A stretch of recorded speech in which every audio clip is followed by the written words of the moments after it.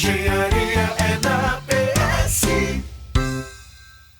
Olá, estamos aqui com o engenheiro Marcelo Franca, que vai falar para vocês hoje, nesse episódio, sobre alvenaria estrutural, no caso, o cálculo. Essa obra aqui é bem interessante, porque ela é um mix do cálculo estrutural baseado em alvenaria e também tem uma parte em concreto, que é o pilotis. Então seja bem-vindo, Marcelo. Gostaria que você fizesse as suas primeiras considerações. Muito obrigado, professor. É um prazer estar aqui com vocês. Vou apresentar para vocês essa obra, onde ela é um edifício em alvenaria estrutural, com a parte que tem um pilotis em concreto armado. E nós temos uma característica bem interessante, que é justamente essa transição da alvenaria estrutural para o pilotis. Essa transferência de carga, ela requer algumas considerações que no decorrer da obra a gente passa a mostrar, porque facilita até a compreensão mostrando no local.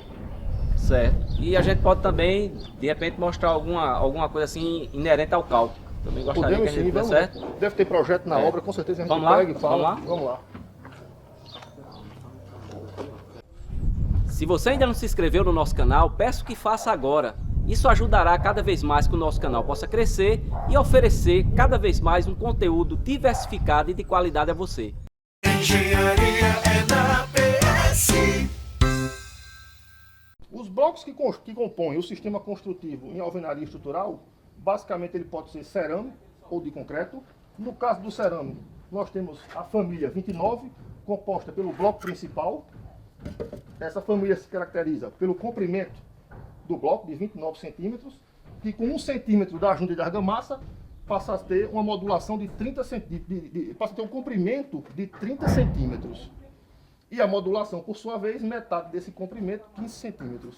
Fora o bloco principal, nós temos o blocão, para fazer encontros de amarração de parede em T, nós vamos ver na obra, e o meio bloco, que é a metade desse bloco aqui, ele tem o comprimento de 14 centímetros.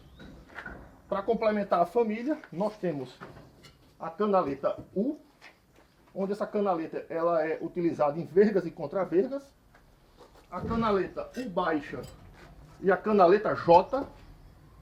A canaleta J para receber as lajes nas paredes de periferia e a canaleta U baixa para receber as lajes nas paredes internas. Esses blocos U, o J e a canaleta U baixa, muitas vezes ele não vem pronto, mas já vem numa geometria tal que facilita a sua utilização, bastando para isso adequar através do corte esse bloco. Falando sobre quantidade de pavimentos, a alvenaria estrutural, nós temos esse campo de aplicação econômico do sistema no limite de 15, 20 pavimentos. A partir disso, os esforços de vento começam a se tornar tão vultosos que passamos a ter muita tração em parede, o que não é interessante para o sistema, onde a característica dele é a carga de compressão sendo suportada pelas paredes. A estrutura desse prédio foi pensada, como a gente já disse, como alvenaria estrutural. Todavia, nesse pavimento térreo, ela tem uma transição para a estrutura de concreto armado, que forma o seu pilotis, que vai servir para as vagas de estacionamento. Essa transição é interessante que no cálculo estrutural a gente considere um efeito bastante conhecido da engenharia, que é o efeito arco. O efeito arco caracteriza pela distribuição dos esforços sobre as paredes de alvenaria, distribuindo os esforços sobre as vigas. Esses esforços tendem a caminhar para os pontos mais rígidos, onde estão os pilares, que tem pouco deslocamento vertical, enquanto que o vão das vigas sofre maior deslocamento, há uma ausência, uma diminuição desses esforços. Esse efeito é muito importante no cálculo do pilotis e deve ser considerado tanto para efeito de cálculo das vigas, como também a consideração para efeito de fundação é muito importante. O sistema estrutural aqui foram vigas de concreto armado com pilares e a laje nós optamos pela laje treliçada. Essa opção foi pela facilidade de execução da laje treliçada, a intimidade que a mão de obra da construtora já possuía com esse tipo de laje, custo de produção bastante pequeno. Inclusive, essa produção dessas lajes é feita aqui no próprio canteiro. Nós encaminhamos o projeto com toda a ferragem da laje treliçada e ele tem a facilidade de produzir no próprio canteiro de obra. Então, as nervuras da laje treliçada já estão aqui, foram confeccionadas na própria obra. Nós temos as formas metálicas e aqui ele produziu já cada uma nervura treliçada. onde ela é composta pela treliça de aço e aqui dentro ele já deixou a armadura complementar que nós vamos ver em projeto. A forma é uma forma simples, qualquer pessoa tem condição de fabricar com um custo bastante pequeno e uma laje extremamente eficiente, que suporta carga de parede e redistribui bem os esforços. Essa é a laje treliçada. O projeto de alvenaria estrutural ele deve ser um projeto totalmente compatibilizado com todas as disciplinas. Ele começa com a arquitetura, onde o mais importante é a modulação. Nós vemos aqui a parede sem quebras, toda modulada. Nesse caso específico aqui nós estamos numa área de banheiro, então o projeto de instalações hidráulicas também foi pensado para alvenaria estrutural. Essa parede interna, se a gente observar, ela é feita com alvenaria de vedação. Não impede a gente mesclar essa alvenaria de vedação. Como o próprio nome diz, não tem função estrutural, tão somente de vedação. Sua ligação com a alvenaria estrutural, ela é uma ligação indireta, apenas utilizando, nesse caso aqui, a opção nossa foram os ferros cabelo, a cada fiada sim, fiada não.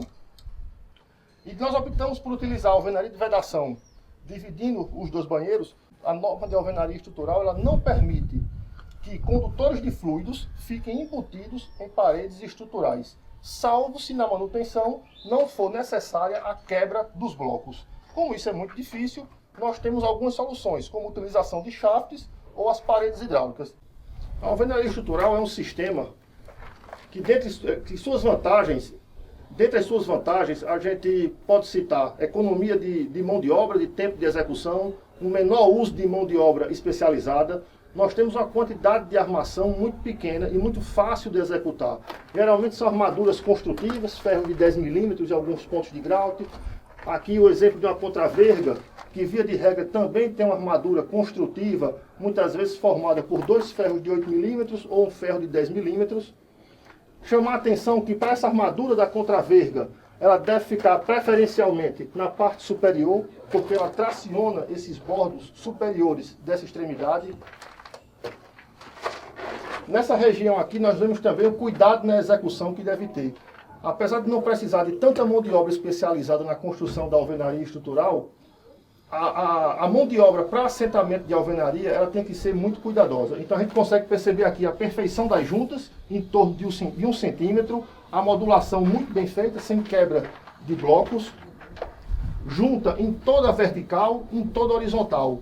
O argamassamento da alvenaria nem sempre é necessário nas juntas transversais, mas sim nas juntas horizontais e verticais. É uma opção do cálculo. Se não houver o argamassamento das juntas transversais, o próprio calculista informa a construtora, isso vem especificado em projeto e faz uma redução da capacidade resistente da parede em torno de 20%. Numa obra de alvenaria estrutural, por opção do calculista, ele pode utilizar elementos também de concreto armado, se em sua análise isso for interessante. E quando isso passa a ser interessante? Na medida que a norma de alvenaria estrutural não permite que o calculista utilize toda a capacidade resistente do aço, mas tão somente 50% da sua tensão de escoamento de cálculo. Por isso, muitas vezes se torna mais interessante o cálculo, por exemplo, de uma viga em concreto armado, como é neste caso aqui. Pode se tornar mais vantajoso. Nesse caso, foi projetado para este local receber uma carga um pouco maior, a carga de laje. Nós optamos por fazer a viga em concreto armado e também elementos de reforço dentro da parede para receber essa viga, composto pelo grauteamento do furo dos blocos e uma armadura de 10 milímetros. Numa obra de alvenaria estrutural, nós temos, assim como o concreto armado, os cuidados com o controle dos materiais. O cuidado numa obra de alvenaria estrutural basicamente se resume nos ensaios prévios dos materiais, ensaiar bloco e argamassa e grout, e o controle durante a obra. Durante a obra nós temos duas opções: a obra de maior exigência estrutural e a obra de menor exigência estrutural. Qual a diferença entre as duas? Na obra de maior exigência estrutural, o calculista utilizou um maior percentual da capacidade resistente das alvenarias. Se, por opção, ele utiliza menor capacidade resistente, ou seja, cerca de 35% da resistência do bloco ou menos, se o calculista fez uso, por exemplo, de menos de 50% dos ensaios de prisma, se ele utiliza a menor capacidade resistente ou do prisma ou do bloco, ele pode cair na condição de uma obra de menor exigência estrutural. Isso facilita muito a execução, foi o caso dessa obra, onde perde a necessidade dos ensaios de controle da alvenaria durante o processo executivo da obra. A racionalização da alvenaria, das obras em alvenaria estrutural, elas iniciam no projeto e continuam na parte de execução. Nesse caso aqui, nós vemos a instalação elétrica, que é posicionada desde a fase de projeto, coincidindo com os furos dos blocos, para que todos os eletrodutos percorram o interior dos blocos sem que haja corte tanto na vertical quanto na horizontal. Isso é muito importante porque a parede de alvenaria estrutural é a sua estrutura. Então ela não deve ter rasgo na horizontal, porque faz o decréscimo considerável da resistência da parede, assim como não devo cortar, ainda que na vertical, porque torna planos de paredes distintos, o que também me dá um decréscimo da resistência quanto às ações horizontais, de vento, por exemplo. Engenharia é na PS. O dimensionamento da alvenaria estrutural ele é relativamente simples. Basicamente, a gente faz a comparação entre as solicitações de cálculo e a resistência de cálculo dessa alvenaria, onde a solicitação de cálculo são as solicitações às cargas atuantes, com seu valor nominal, multiplicado pelo coeficiente de segurança de 1,4, onde eu vou majorar essas cargas de 40%. E comparo esse resultado da solicitação com a resistência da parede de alvenaria. 70% da resistência do prisma, dividido por um coeficiente de segurança de 2, a área da parede de alvenaria, via de regra, ela é 100 centímetros pela espessura, 14 centímetros, costuma-se calcular por metro de alvenaria, da resistência da parede em função da sua esbeltez. Via de regra, para um pé direito de 2,80 metros e uma espessura de 14 centímetros, esse redutor é algo em torno de 0,875.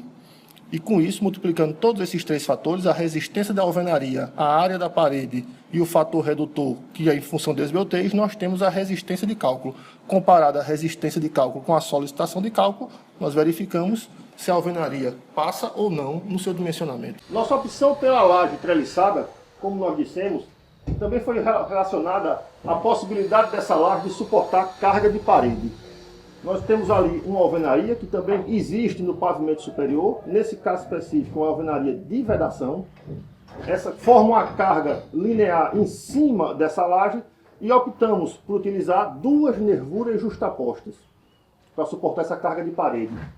Também é importante lembrar, das lajes treliçadas, nós utilizamos a nervura de travamento em alguns casos. Que casos são esses? Onde eu tenho cargas de parede, onde eu tenho geometrias irregulares na laje, e sua função é muito importante para evitar fissuras no sentido da nervura. O projeto em alvenaria estrutural, ele é composto da concepção inicial, onde nós vamos modular a arquitetura em função da escolha do bloco, dimensionamos as alvenarias e partimos efetivamente para o detalhamento do projeto, uma vez dimensionadas essas alvenarias. A primeira planta que nós temos é a planta de locação da fundação. Nesse caso, o prédio que visitamos, nós temos um trecho em fundação corrida em pedra argamassada e na parte frontal do pilotis, a fundação em sapata tradicional em concreto armado.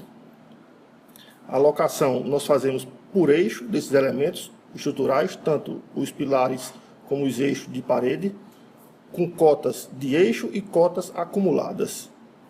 A segunda planta seria a planta de formas, onde nós fazemos o detalhamento de todas as cintas, a parte de transição em concreto armado, vigas, dimensões das vigas, cotas, indicação das lajes, sentido de armação das nervuras, o detalhe de armação dessas nervuras, nervuras justapostas, nervuras de travamento, e o dimensionamento das lajes também é mostrado, também é apresentado na planta, onde nós temos o tipo da laje treliçada, com as características dessa laje treliçada, a sua altura, o vão entre apoios, o tipo de enchimento, se é enchimento cerâmico ou EPS, distância entre eixos, as cargas que foram consideradas, a carga de revestimento, peso de revestimento, sobrecarga, se há ou não peso de alvenaria sobre essas lajes, contra-flecha quando necessário, o tipo de treliça e a ferragem adicional.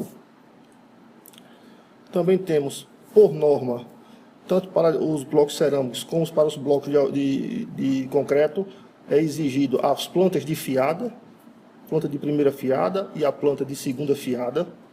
Nessas plantas, nós mostramos toda a distribuição dos blocos em função da sua modulação. Mostramos as aberturas de janela, portas, pontos de grout, vigas, se houver. Nós fazemos também nessas plantas toda a cotagem da distribuição dos blocos, a indicação se há ou não alvenaria de vedação, a ligação entre a alvenaria de vedação e a alvenaria estrutural, como se dá esses detalhes, os pontos de grout. Nesse caso, como temos um prédio em concreto armado, também é apresentado toda a armadura, toda a armação das sapatas, a armação das vigas, dos pilares, e também temos as alvenarias em sua elevação. Também há uma exigência normativa em que todas as paredes, além de ser mostrada em planta, também devem ser mostradas em elevação, onde nós temos os detalhes dos pontos de grout, cinta, verga, contraverga, existência ou não de viga de concreto também é mostrada nessa planta. Para finalizar, nós temos a armação, nesse caso, das escadas, que foi em concreto armado. Gostaria de agradecer a participação do engenheiro Marcelo Franca pela brilhante apresentação que ele fez aqui desse episódio, que valorizou bastante, mostrando inúmeros detalhes. Espero que vocês tenham gostado. Se gostarem, por favor, não esqueçam de registrar seu like e compartilhar com seus amigos. E como eu sempre gosto de me despedir, Marcelo, como é que a gente faz no final do episódio? Até as próximas! Até as próximas! Engenharia